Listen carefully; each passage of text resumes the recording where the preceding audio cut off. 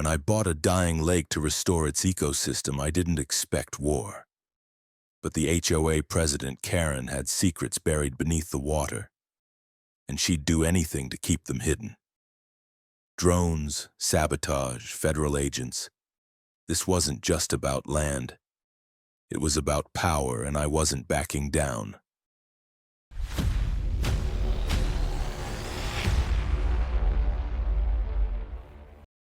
When I first saw the lake, it looked like a graveyard. The surface was covered in a film of brown algae. Broken tree limbs jutted from the shallows like twisted fingers, and the stench of stagnant water hit me like a slap. But beneath all that rot, I saw potential. No, I felt it, like an old soldier sensing where the real battlefield lies. The lake had a name once, Silvermere. It sounded like something out of a fantasy novel. But for the past 15 years, no one had called it anything but that swamp behind Lakeview Ridge. I bought it anyway. 5 acres of lake and surrounding land, untouched by any development since the old tannery on the southern bank shut down decades ago.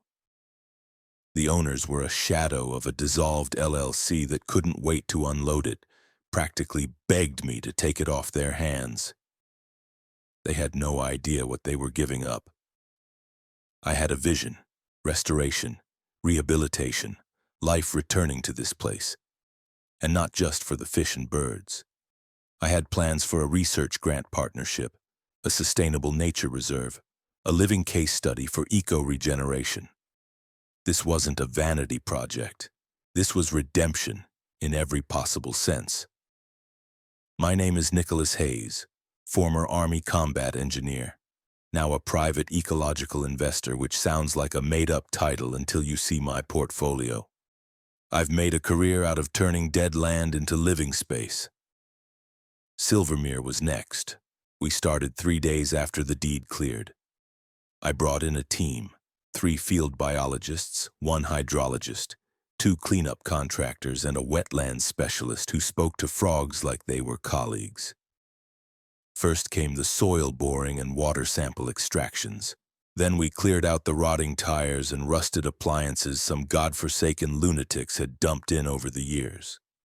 We found an entire bathtub, 3 rusted lawn chairs, and what I think used to be part of a jet ski. The backhoe didn't complain, so neither did I. Things were going well until she arrived. It was mid-morning on day 4. I was checking the stabilization anchors we'd installed around the eroded bank when I heard the unmistakable sound of someone power walking on gravel like they meant to break it. I turned around to see her, short platinum bob, pastel fitness top, and a scowl that looked surgically attached. Her gait had the self-importance of someone used to filing complaints about leaf blowers. "Excuse me," she barked. "You can't just do this." I raised an eyebrow and waited for an introduction that never came. "This is a community lake," she continued, marching right up to the caution tape we'd set up. "You can't just fence it off and start drilling. There are rules here." "Hi there," I said, keeping my voice level. "You are?" "I'm Karen Lawrence, president of the Lakeview Ridge Homeowners Association, and you are illegally modifying shared property." I smiled. It wasn't a kind smile. "No, ma'am. I own this lake." She blinked, as if the words hadn't registered. "You... what?" "Deed's in my truck. You're standing on private property." "That can't be. This lake has always been part of the community. It was owned by a private entity that went bankrupt 15 years ago. I bought it, and I have every legal right to restore it." She stared at me for a beat. Then her expression shifted, calculating. "Regardless of what papers you think you have, you need HOA approval to conduct environmental impact operations within Lakeview Ridge jurisdiction." I looked past her toward the tree line, then back. "Lakeview Ridge ends 200 feet west of here. This lake is outside your jurisdiction." "That's debatable," she snapped. "It's really not," I said. "But if you'd like to take it up with my lawyer, he's got nothing better to do this week." Karen narrowed her eyes. We'll see about that. She turned on her heel and stormed off, the way people do when they're used to doors opening before they even reach the handle. I didn't even bother watching her go. I had culverts to inspect. Later that evening, as I was reviewing turbidity results in my field notes, I found a typed letter taped to the driver's side mirror of my truck. It was from the HOA, on official letterhead, naturally. It informed me that my unauthorized operations were being noted for formal review, and community safety concerns may be escalated to local authorities if continued. I didn't laugh. I'd seen threats escalate too quickly to ever laugh at them. Instead, I opened my laptop, uploaded my property documents into a new folder titled HOA Nonsense, and sent a copy to my attorney, Louise Hunt. Subject line: brace yourself. It was going to be one of those. The next morning, I found a drone hovering over the lake. It was just past 7, fog still curling over the water like steam off black coffee. I was checking the dissolved oxygen levels when I heard the distinct insect buzz of rotors. I looked up, and there it was. One of those shiny consumer drones with the curved fins and built-in camera. It was bobbing above the restoration zone, dipping low enough to trigger the motion sensor light I'd installed on the back of my trailer. I followed it with my eyes until it zipped west, right toward the Lakeview Ridge houses, and vanished behind a line of cedar. Subtle, I thought. By 9 o'clock, 2 more contractors had called to cancel. One said his wife didn't want him getting into something political, and the other just sent me a sad emoji and sorry man. Apparently, someone had been spreading word that my work site was legally contested and might be shut down any day now. My name was also trending on the local HOA forum under a thread titled Illegal Lake Activity Behind Ridgecrest Lane. I'd seen this strategy before. Back in Kandahar, locals used to circulate rumors about construction sites to deter collaboration. It was the same principle here, just with fewer goats and more golf carts. By noon, 2 new signs appeared overnight on the neighborhood-facing trail. Community property, no trespassing, and this area monitored by HOA security. Bold move, considering neither sign was remotely legal. My crew and I carefully removed them, documented the incident with photos, and emailed them straight to Luis. Then came the cement blocks. Sometime between sunset and my 6 a.m. inspection, someone had dragged 2 massive concrete barriers across the only accessible road leading to the southern dock. I don't mean cute little flower bed blocks. I'm talking full-size DOT-grade highway barriers, each easily weighing 2 tons. I stood there for a full minute staring at the absurdity of it, sipping from my steel thermos like I was watching a really niche art installation. Karen didn't show up herself this time, but I wasn't naive. Nobody else in that neighborhood had the gall or HOA budget access to pull something like this off overnight. Instead of throwing a fit, I made a phone call. 2 hours later, a local towing company arrived with a flatbed and an industrial crane hook. The operator, a big guy named Lester with forearms like hanging slabs of beef, took one look at the situation and laughed. HOA crap, he asked. I nodded. Yeah, we've been getting more of these lately. He hauled those cement blocks out of the way like they were cardboard boxes. We left them neatly stacked off to the side, just out of sight but well within my property line. I added a new sign next to them. Moved from public road access for legal reasons. HOA members, please retrieve before Monday. It wasn't over, though. That afternoon, I got a visit from a man in slacks and a lavender polo, clipboard, aviator sunglasses, the whole bureaucrat cosplay.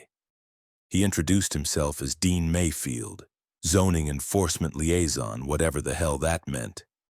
Apparently, the HOA had submitted a formal complaint claiming I was conducting unauthorized commercial activity in a non-commercially zoned area. I asked him flat out if they told him what I was doing here. Ecological remediation, he read aloud from his notes. Some kind of wetland cleanup? Correct. Are you selling anything? Charging admission? Hosting weddings? No. He sighed. Yeah, that's what I figured. I'm just checking a box, man. Your paperwork's solid, but off the record, the HOA president is calling daily. You've really stirred something up. I'm not stirring, I said. I'm cleaning. That night, my field cameras caught 3 people standing near the tree line. One was definitely Karen. I recognized her silhouette even in infrared. Another held what looked like a long-lens DSLR. They stood there for 20 minutes, whispering and pointing toward the lake. Then they disappeared into the trees. The next morning, a letter arrived, hand-delivered in a crisp envelope. HOA letterhead again. The tone was different this time. It claimed that my ongoing activities may be contaminating the groundwater shared by Lakeview Ridge residents, and that they were prepared to escalate to state environmental agencies if I didn't cease all disruptive operations immediately. It was almost cute. They were trying to use the environment as their weapon now, against an ecologist. But I didn't take it lightly. I had a responsibility to the land, to the species that might one day return here, and to the people funding the study. So I decided to raise the stakes. I called an old friend, Harlan Mendez, currently with the Environmental Protection Agency, formerly my bunkmate in the Green Zone. I told him what was happening, what we were doing, and what was getting in the way. You want this official? He asked. Official, visible, and federally documented. Give me 48 hours. While I waited for the cavalry, I installed 4 more motion cameras, repositioned the trail cam facing the HOA entrance, and began digitally backing up every document, letter, and incident log to an encrypted drive labeled Karen Wars. Because now I knew what this was. It wasn't just HOA overreach, it was a siege. The first real shot across the bow came on a Tuesday morning, cloaked in faux legality and smug formatting. I had just finished a water clarity sweep. Visibility had improved by almost 40% in just 2 weeks. A small miracle considering the sludge we'd started with, when Luis forwarded me an email. The subject line read, Lakeview Ridge HOA, Civil Complaint Filing. Attached was a scanned document stamped by the county clerk's office. Apparently, the HOA had officially filed a motion with the county court alleging that I was restricting access to a long-established community recreational resource, and that my actions had caused emotional and psychological distress to homeowners reliant on lake access for mental well-being. It read like satire. They claimed there had been a long-standing tradition of community fishing, paddle boating, and bird-watching at Silvermere, and that I had, quote, aggressively blocked such peaceful activities with fences, signage, and armed presence. Armed presence? Unless they were referring to Carl's mosquito net hat or my dog Hank's chew toy shaped like a grenade, I had no idea what the hell they were talking about. Luis was already preparing the countersuit. He called it a kitchen sink complaint, throwing in every ridiculous allegation and hoping something sticks. But it still meant hearings, paperwork, and public drama. And that's exactly what they wanted. Delay, exhaustion, erosion of momentum. Fine, I could match attrition with attrition. But they weren't done. The next morning, I found my cleanup barge, the flat aluminum boat we'd been using to remove junk from the center of the lake, half sunk near the northern dock. Someone had slashed the pontoons, deliberately, clean angled cuts far too precise for debris damage. The game had escalated to vandalism. I reported it immediately. Sheriff's deputy took a statement, photos, the usual. He was polite but non-committal. Probably kids, he said, or maybe someone who doesn't like change. I didn't bother arguing. Instead, I posted new warning signs around the perimeter. round the clock on video surveillance. Trespassers will be prosecuted. Federal environmental site. Let them chew on that. That afternoon, I was making rounds when a gray Prius pulled up on the access road. A man stepped out, mid-60s, tall, khaki jacket, bucket hat. Looked like a retired college professor with a fondness for birds. "Are you Nicholas Hayes?" he asked. "That depends who's asking." "My name's Garrett Mace. I'm a geologist, retired now. Used to serve on the HOA board." I raised an eyebrow. This was new. "I read the complaint they filed," he continued, voice low. "It didn't sit right. I've lived here for 22 years. That lake's been a cesspit most of that time. No one's fished there in over a decade. Hell, kids used to dare each other to touch the water. So the community recreational tradition is nonsense? More than nonsense. It's cover." He stepped closer and looked out over the water, squinting. "Back in the day, I was hired by the old Leatherworks plant on the southern edge. Did some sediment testing after a chemical leak in 2004. It was bad. The company paid off a few folks to bury the report. HOA was involved. That got my attention." "You're saying they knew the lake was toxic? That they helped cover it up?" Garrett nodded grimly. "I think Karen's worried your restoration will stir up the muck, literally and legally. If you trigger new testing and those chemicals show up again, the liability could be massive." Now I understood. It wasn't about birds or paddle boats. It was about secrets, about legacy liability. The HOA wasn't just annoying, they were desperate. I offered Garrett a bottle of cold water and invited him into the trailer. We sat at the fold-out table while he sifted through old paper files and scanned some maps into his phone. He promised to dig out the original sediment logs from his garage and offered to testify if it came to that. Before he left, he turned to me. "You're not wrong to fight this, but be careful. They're cornered now. People do stupid things when they're cornered." He wasn't kidding. That night, someone left a box of dead fish on the hood of my truck. Taped to the windshield was a handwritten note. "You're making it worse. Back off." I didn't even flinch, just snapped photos, gloved up, and bagged the evidence. It was war now, and I had no intention of losing. By the end of the week, my inbox was a landfill. It started with a couple of nasty emails, anonymous Gmail addresses, the usual environmental terrorist accusations, photoshopped images of oil barrels with my logo pasted on them. I flagged them, forwarded them to Luis, and moved on. But then came the social media waves. Apparently a certain someone, let's call her K, had started circulating posts on the neighborhood's next-door thread and the HOA's private Facebook group. I wasn't supposed to see them, but someone screenshotted the whole circus and sent it to me. The headline read, "New landowner polluting lake and endangering children. Urgent HOA action needed." They even used a picture of me from my Army days, cropped tightly, with the caption, "Is this who we want near our kids?" Classy.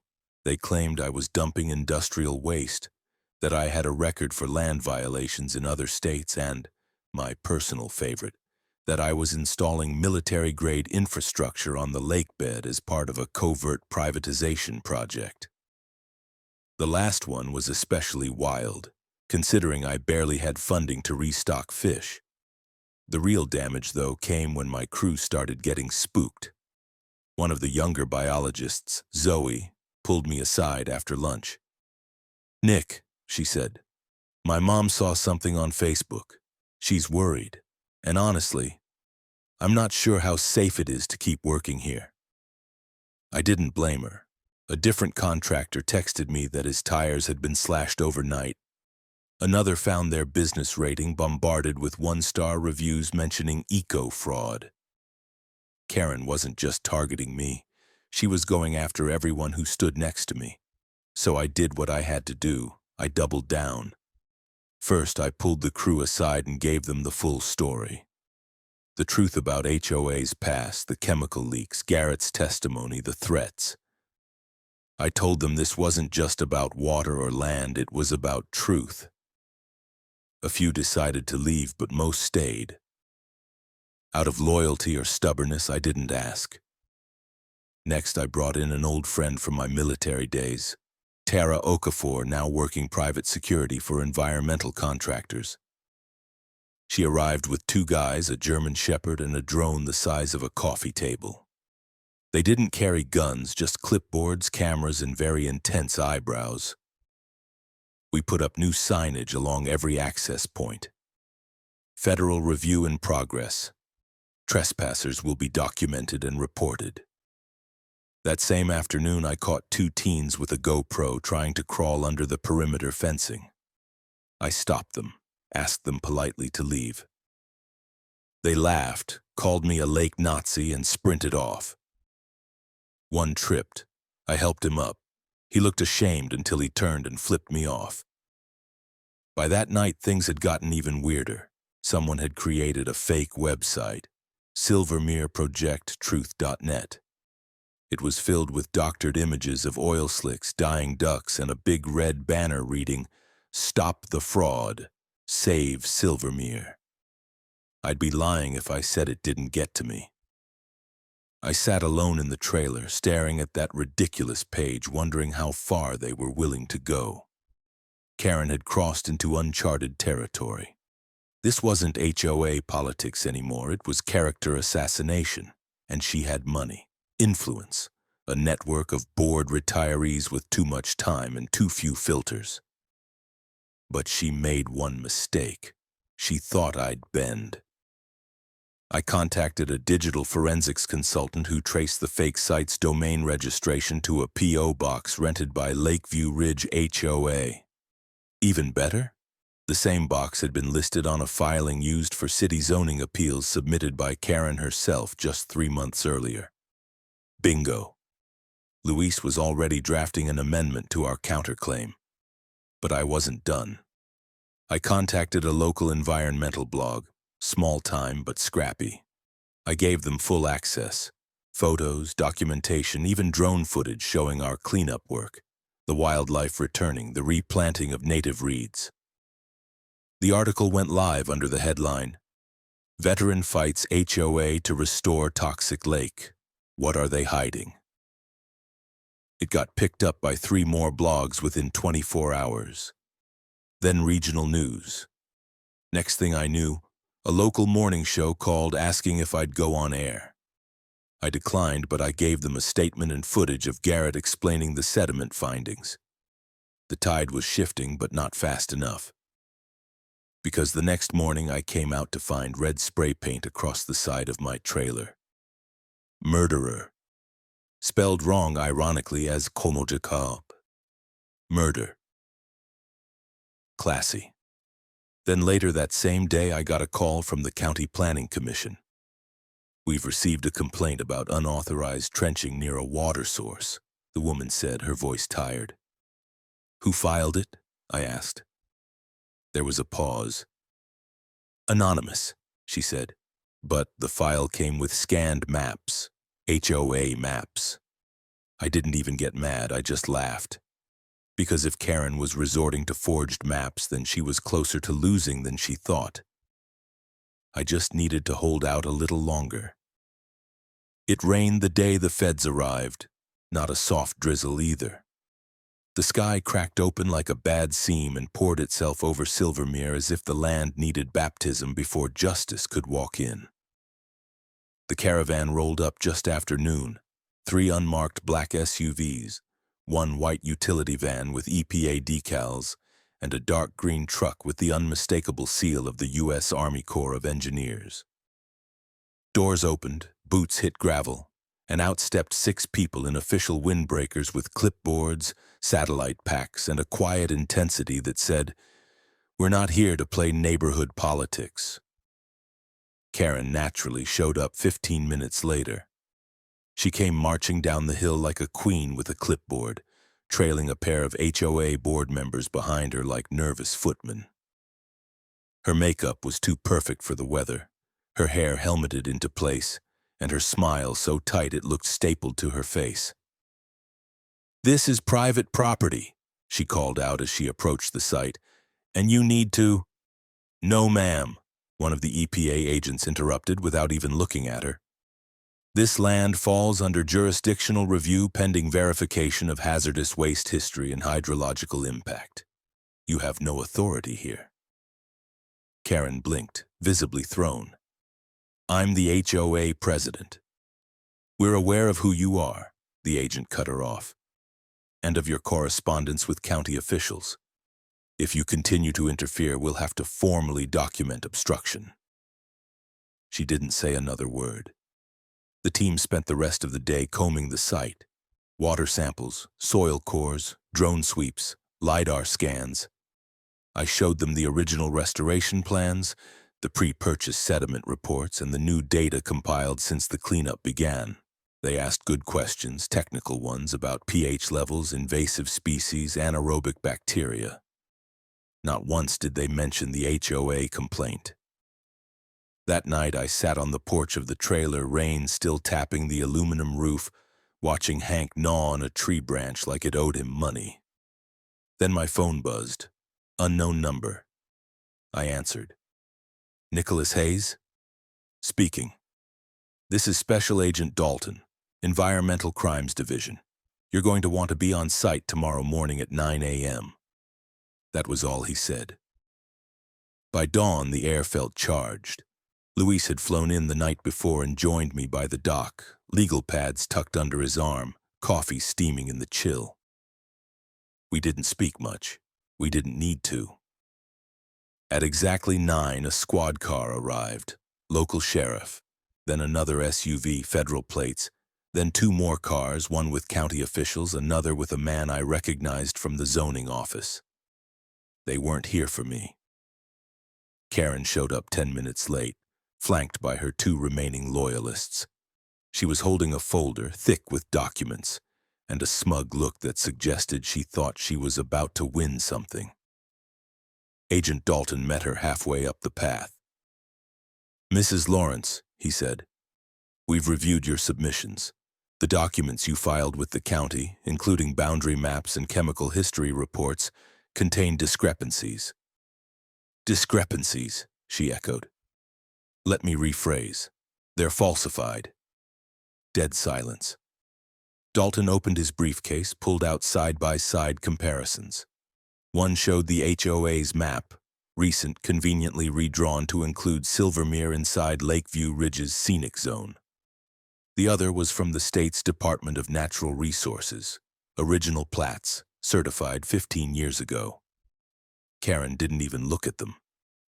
"Furthermore," he continued, "a review of your email communications obtained with a warrant indicate knowledge of historical toxic waste reports from the former leather plant. Reports you and other board members failed to disclose while attempting to interfere with an active EPA restoration review." Now she looked. Her face went slack, not shocked, just undone. Behind her, one of her board members turned white and stepped back like the air had just gotten radioactive.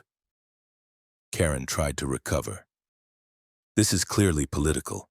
That man," she pointed at me, her finger trembling, "has been threatening me and disturbing our community since the day he arrived." Dalton's voice was flat. "Mrs. Lawrence, we've reviewed the footage, the documents, the vandalism reports, and the forensic analysis of your HOA server. You are under investigation for conspiracy to obstruct a federal environmental operation, falsification of municipal records, and attempted fraud through boundary misrepresentation." That's when the sheriff stepped forward and read her rights. It was quiet, eerily so, as she was handcuffed. The sound of the rain had stopped sometime during the exchange, leaving only the distant caw of a heron overhead. As Karen was led past me, she didn't yell. She didn't spit. She didn't sneer. She just looked at me, eyes hollow, fury dried up into something worse. Fear. 2 other HOA members were cuffed as well. One whimpered. The other just stared at the ground. Agent Dalton turned to me. We're filing formal charges within 72 hours. You'll be contacted to testify. In the meantime, we've approved continued restoration under federal observation.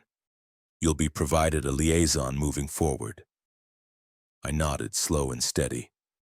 Luis just let out a low whistle and said, "Well, damn." Later that day, I walked the entire shoreline alone. The lake was quiet, the water still. A lone turtle had returned to the southern rock shelf. I hadn't seen one here since week 1. It felt like a good omen. But I knew it wasn't over yet. HOA was bleeding, but lawsuits have inertia. So I did what I always do when war turns. I prepared. And I waited. The courtroom smelled like wood polish and stale coffee.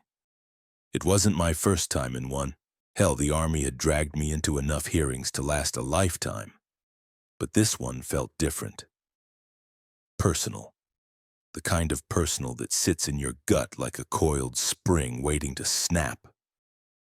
Karen sat at the defendant's table in a beige blazer 2 sizes too stiff, flanked by 2 nervous attorneys who looked like they hadn't been paid in months. She didn't look at me. Not once. Her gaze stayed fixed on the judge's bench like she could will herself into another dimension. On our side sat Luis, cool as ice, with 2 thick binders labeled Exhibits A through H. Behind us sat Garrett Mace, the geologist turned whistleblower, holding a manila folder filled with memories he never wanted to relive. And beside him, a representative from the EPA, there in an official capacity to observe, but clearly not neutral. The case was listed as Hayes versus Lakeview Ridge Homeowners Association et al. We were suing for $3,500,000 in damages. Karen was facing additional federal charges and for obstruction, fraud, and document tampering. The trial had been expedited due to the environmental implications and the federal involvement, and according to the courtroom whisper mill, due to how spectacularly stupid it was to try to interfere with a federally sanctioned wetland restoration. The first day was a parade of ridiculousness. Karen's lawyers opened with claims of historical usage rights, community grief, and emotional distress due to property devaluation. One even suggested I had weaponized restoration as a form of territorial conquest. Luis leaned over and whispered, "That's the dumbest sentence I've heard since 'Let's storm the Capitol' in flip-flops." We countered with hard evidence: deeds, boundary plats, aerial imagery, EPA reports, and digital forensics from the HOA server. Every lie Karen's team had fed the court crumbled under cross-examination. The forged maps, traced to a printer inside the HOA clubhouse, the anonymous complaint emails, all sent from an IP address registered to Karen's husband's work laptop. The photos of dead fish, proven to be stock images from a 2009 algae bloom in Wisconsin. But the real bomb dropped on day 3 when Garrett took the stand. He walked the court through the original chemical surveys, explained how the HOA had pressured the plant into silence, and, most damning of all, produced copies of the original sediment logs with Karen's signature on an internal memo acknowledging the contamination. Mrs. Lawrence knew the lake was toxic, he said, voice clear, steady. She fought this restoration not to protect the community, but to protect herself from liability, from scandal, from exposure. Karen's lawyers objected on emotional grounds. The judge overruled them without blinking. When Luis stood to give our closing argument, he didn't raise his voice. He didn't need to. "What you've seen," he said, "isn't just a woman protecting her neighborhood. You've seen a pattern of deception, harassment, and sabotage. You've seen an entire governing body meant to serve a community turn into a cartel of cover-ups and coercion. My client tried to save a lake. They tried to bury it, literally and figuratively. The law must decide which deserves protection." The jury took 4 hours. Their verdict, unanimous. Lakeview Ridge HOA was guilty of conspiracy to defraud, obstruction of federal ecological activity, and targeted harassment of a lawful landowner. They were ordered to pay $3,500,000 in damages. To me and my team, broken down into property damage, reputational loss, and psychological stress. But that was just the civil side. Karen was sentenced to 8 years in federal prison, with no parole for the first 5. 2 of her co-conspirators, board members who'd helped with the forged zoning documents, were each given 4 years. The moment the judge struck the gavel, it felt like the entire room exhaled. Karen didn't cry, didn't scream. She just sat there, shoulders sagging like her spine had dissolved. As the marshals led her out, she glanced at me once. There was no fire left in her, just silence. Afterward, Garrett walked up to me in the hallway. "Feels strange," he said. "She ruled that neighborhood like a queen for 15 years. "Yeah," I said. "Turns out queens bleed too." Reporters were waiting outside naturally. I kept it brief. "This wasn't about me," I told the microphones. "This was about the land, about truth, about fixing what others tried to forget. We're not done yet, but at least now we can work in peace." That night I got back to the lake late. The air was still, the water glass smooth. One by one I turned on the solar lights along the shoreline, watching their glow reflect on the surface. The war was over. Now came the work. 6 months later, the turtles were back. Not just 1 or 2, but dozens, sunbathing on the southern rocks like retirees staking out pool chairs in Boca Raton. I watched them from my new deck, coffee in hand, boots muddy from an early morning walk around the bank. The lake was alive again. We'd reintroduced native vegetation, rebuilt the watershed channels, and even got a state grant to install a floating biofiltration island. The birds came first. Herons, ospreys, a family of loons that nested by the east inlet. Then the frogs returned, then the fish, then slowly the people. Funny how quiet the HOA got after the trial. The board was dissolved by court order and replaced with a temporary state-appointed trustee. Lakeview Ridge underwent mandatory restructuring required by the state HOA Accountability Reform Bill, ironically co-sponsored by a local senator who read about our case in the paper.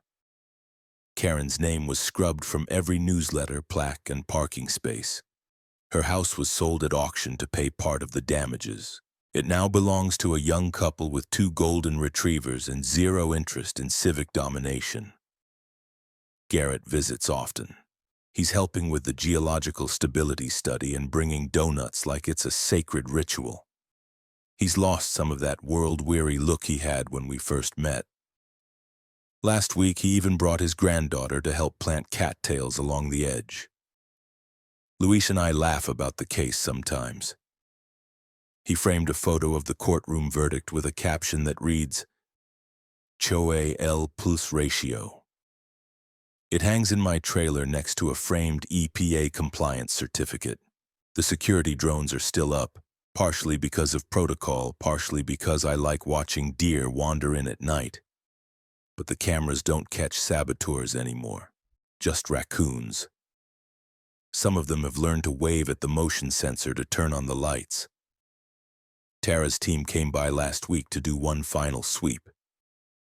She left me a bottle of scotch with a note. Next war, you call me first.